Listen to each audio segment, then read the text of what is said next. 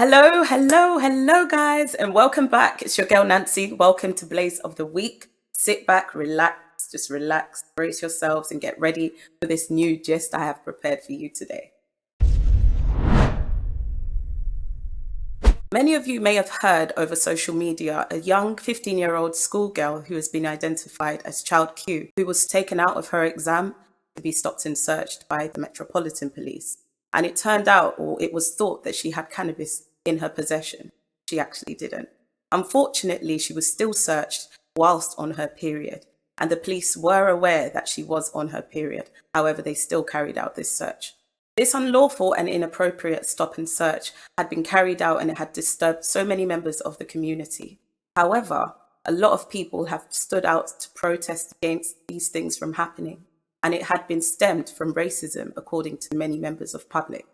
In front of the school, we had protesters who stood outside to demand for the head teacher and also the police who carried out the search to be sacked. And indeed, that police has been sacked. The mayor of Hackney, Philip Glanville, has called out for the head teacher of this school to be sacked to rebuild the trust of parents and students and the wider community of Hackney.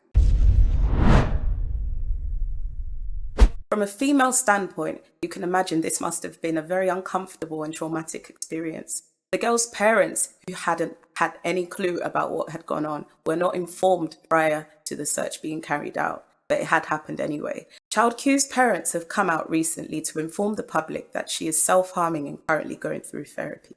Here are some of the comments that were made on this issue on social media. The first one I read is, "I'm just confused as to how this happened in 2020 and we're only now finding out about it." The second one, someone has said, "Why has action only been taken now after so long?" And the last one I read to you is, "Good, now we need the police to go. The safeguarding lead must go. The head and chair of governors need to step down. They have no clue on how to keep their children safe." So you get a sense of, frustration from the public and even, greater society about how long it's taken to solve such a critical and serious issue. Now, moving on to the next story, could Jamaica be the next country to ditch the Queen? There has been continuous backlash as William and Kate visited the Caribbean to mark the Queen's 70th anniversary on the throne. Over 100 public figures from Jamaica have come out to accuse the Queen of perpetuating slavery and demand an apology. So why are people protesting then?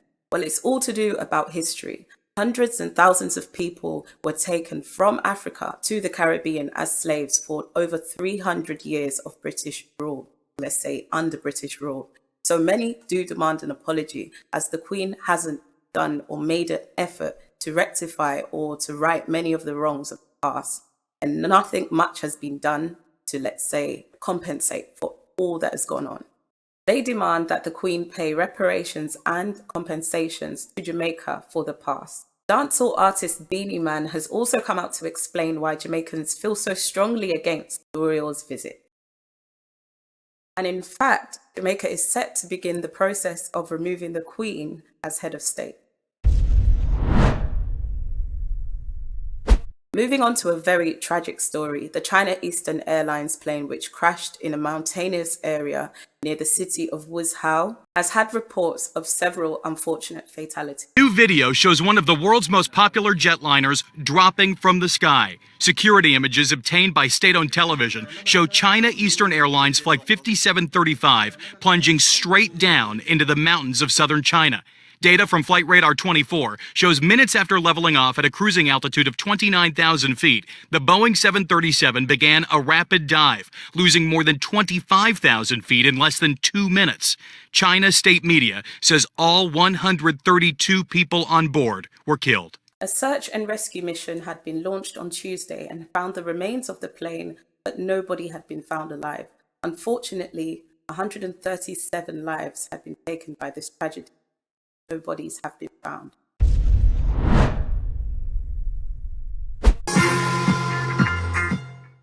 Taking on the desert in Dubai to host his Rapaholic concert 2022, Sarkodie continues to break new boundaries and continues to wow his fans as one of Africa's prolific rappers. Now moving on to the Ghana Music Awards.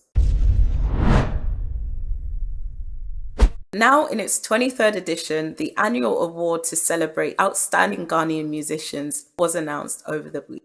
So the awards will be presented in over 20 categories, including Best EP of the Year, Most Popular Song of the Year, and Artiste of the Year.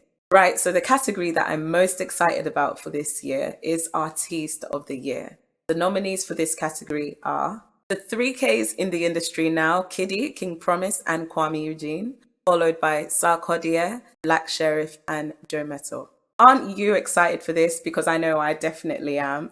And also there has been some controversial stories going on social media about the fact that Kwame or Kofi Kinata should have been nominated instead of Joe Metal. Let me know what you think about who's going to win this particular category. I'm very excited for it.